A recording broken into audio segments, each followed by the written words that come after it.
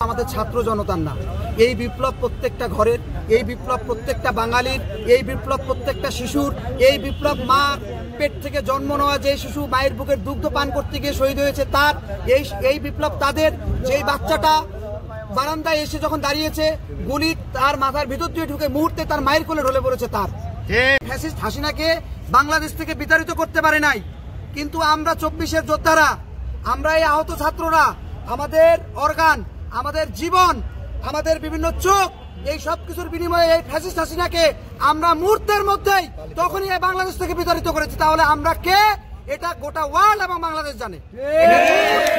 এটা নূর কে বলবে, নূর আমাদের কি ডাক দিবে, এটাতে আমাদের কোনো যায় আসে না। নূর ভাইয়ের যদি স্বচ্ছ জ্ঞান থাকে, নূর ভাই উনি নিজেও কোথায় থেকে উঠে এসেছেন সেটা নূর ভাই ভালো করে জানেন। উনার কোন দল ছিল, উনি কি করেছেন কি না করেছেন সেগুলা দেশের মিডিয়া থেকে শুরু করে দেশের জনগণ সবাই জানেন। তা আমি বলবো, আপনিও আমাদের লোক, আপনিও আন্দোলনে ছিলেন। আমরা যারা আহতরা, আমাদের আহতদেরকে নিয়ে প্রোপাগান্ডা ছড়ানোর কিছু নাই। আপনার দল নিয়ে আপনি থাকুন, আমরা যারা আহতরা আছি পারলে আমাদেরকে সহযোগিতা করুন, আর না পারলে চুপ থাকুন। কথা যখনই বলেন তখনই আসলে কণ্ঠস্বর নরম হয়ে যায়, তখন আর কণ্ঠস্বর উঁচু, আমার বলো না আপনারটা বলো, তখন উঁচু থাকে না। কেন উঁচু থাকে না? কারণ এই বাঙালি জাতি যতটা মানবিক, যতটা আন্তরিক, তাদের সহযোগিতা না পেলে আজকে এই বিপ্লব সংগঠিত হতো না। এই বিপ্লব শুধুমাত্র আমাদের ছাত্র জনতার না, এই বিপ্লব প্রত্যেকটা ঘরের, এই বিপ্লব প্রত্যেকটা বাঙালির, এই বিপ্লব প্রত্যেকটা শিশুর, এই বিপ্লব মা পেট থেকে জন্ম নেওয়া যে শিশু মায়ের বুকের দুগ্ধ পান করতে গিয়ে শহীদ হয়েছে তার, এই বিপ্লব তাদের। যেই বাচ্চাটা বারান্দায় এসে যখন দাঁড়িয়েছে গুলি তার মাথার ভিতর দিয়ে ঢুকে মুহূর্তে তার মায়ের কোলে ঢলে পড়েছে তার। এই বিপ্লব পুরো বাংলার, পুরো জাতির আমি মনে করি। কিন্তু দেশ এবং জাতির কাছে একটা আকুল আবেদন, আপনারা জানেন যে সুস্থ স্বাভাবিক জীবন আরেকটা হচ্ছে অসুস্থতার জীবন। আপনার পরিবারের যখন কেউ একজন অসুস্থ হয় তখন আপনি যেমন নিশ্চিত থাকতে পারেন না, তেমন আমাদেরও পরিবার, আপনিও তো আমাদের পরিবারের অংশ। আপনি হয়তো আমার বাবা, আপনি হয়তো আমার ভাই, আপনি হয়তো আমার কাকা, আমার দাদু, বা আমার প্রবীণ, আমার শ্রদ্ধেয় প্রবীণ। 1971-এ যখন যুদ্ধ হয়েছে, বিশ্বাস করেন আমি তাদেরকে এখনো দেখলে আমাদের আহত ভাইয়েরা ম্যাক্সিমাম সবাই আমি মনে করি যে এখনো আপনি নিজেও স্যালুট দেন। আমি নিজে মন থেকে গর্ববোধ করি যে তাদের কারণে আমরা এই বাংলাদেশ পেয়েছিলাম। তারা যে যুদ্ধ করেছিল, আমাদের যুদ্ধটা কি সমান নয়? আমরা কি গুলির সামনে দাঁড়াই নেই? তারা তো বৈষম্যের শিকার হয় নাই। তাই তাদের প্রতি যেহেতু আপনার স্নেহ এবং ভালোবাসা রয়েছে, যে এই জায়গাটুকু রয়েছে, আমরা চাই আমাদেরকে আপনার সন্তান, আমাদেরকে আপনার আহত ভাই বোন যাই কিছু মনে করেন না কেন, সেটা মনে করে আমাদের পাশে থাকেন, আমাদেরকে সহযোগিতা করেন, আমাদেরকে সামনে এগিয়ে নিতে এবং বাংলাদেশকে একটা সমৃদ্ধশালী বাংলাদেশ হিসেবে গড়ে তুলতে যতটুকু আমরা পারি আপনাদের সাথে সাথে আপনাদের সহযোগিতা আমি কামনা করছি।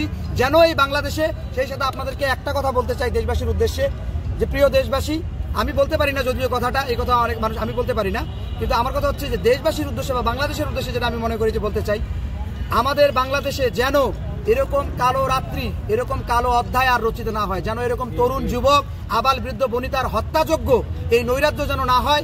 এর জন্য আমরা এখন থেকেই ডক্টর ইউনূসের মতো যেমন যিনি বলেছেন সমালোচনা করুন, যোগ্যভাবে ভালোভাবে সমালোচনা করুন, এবং দেশের সময়, দেশের বিপদের সময় সামনে যেন থাকে, তাদেরকে যেন আমরা সামনে পাই এবং আমাদের পাশে থাকার আহ্বান জানাচ্ছি। আমরা কিন্তু এখনো অনেকটা নিরাপত্তাহীনতায় আছি। আপনারা জানেন যে আওয়ামী দোসররা কিন্তু এখনো বাংলাদেশ থেকে বিতাড়িত হয় নাই। তাদের এজেন্ডা, তাদের প্রোপাগান্ডা বিভিন্ন জায়গায় জায়গায় শিরায় শিরায় ছড়িয়ে আছে, যারা বিভিন্নভাবে আমাদেরকে ব্যবহার করে আমাদের নিরাপত্তাহীনতা, আমাদের পরিবার এবং আমাদেরকে ক্ষতি করার চেষ্টা করছে। তো এই বিষয়টাতে মাননীয় ডক্টর মোহাম্মদ ইউনূস স্যার, আপনাকে এবং উপদেষ্টা মণ্ডলীতে যারা আছেন, যে সকল সমন্বয়ক ভাইদের আন্দোলনের ডাকের সাড়া দিয়ে আমরা গিয়েছিলাম, আমরা আবারও যাব, আমরা তাদেরকে বলবো, ভাই আমাদের পরিবার এবং আমাদের যে নিরাপত্তার ভাই না, আমি আপনাদেরকে বলি, আমরা যখন এসব দেখি আমরা এসবে কান দেই না। এখন কবি শামসুর রহমানের একটা কবিতা পড়েছিলাম, আমি ছোট মানুষ, তবে আমি একটা কবিতা পেয়েছিলাম যে কি, ওই চিলে হচ্ছে সংক্ষেপে বলি যে চিলে কান নিয়ে গেছে। এখন আপনি ওই কানে হাত না দিয়ে চিলের পেছনে যদি দৌড়ান, সেটা জিনিস করতে পারি না। ওটা জিনিস যদি করতাম তাহলে আমরা বিপ্লব আনতে পারতাম না। আমাদের নেতারা রয়েছে, আমাদের অন্যান্যরা রয়েছে, আর তারা যদি মত প্রকাশ করে, তারা আমাদের ধরে নিয়ে যাবে, কিছু করে নিবে। ভাই আমি আপনাকে প্রথমেই বলেছি সংবাদ সম্মেলনে, আমরা যে বর্তমান জীবনটা লিড করছি এটা আমাদের বোনাসের বোনাস, এটা আমাদের বোনাস। আমার পাটা ঠিক হবে না, আমার পা কিন্তু ঠিক হবে না, এই ভাইয়ের চোখ ঠিক হবে না, এই ভাইয়ের পা আগের মতো স্বাভাবিক হবে না, সে ভ্যান টানতে পারবে না ভাই। তাহলে যেখানে আমরা জীবন দিয়েই দিলাম, সেখানে আপনারা আমাদের কিসের ভয় দেখান? আপনাদের ভয় আমরা করি না, বরং জায়গা হবে না। আপনারা নিশ্চিত থাকেন যে বাংলার জমিনে ইনশাআল্লাহ আপনাদের জায়গা হবে না। যারা আপনারা যা করেছেন এটা দেশবাসী দেখেছে, দেশবাসী আপনাদেরকে প্রতিহত করবে, এটাই।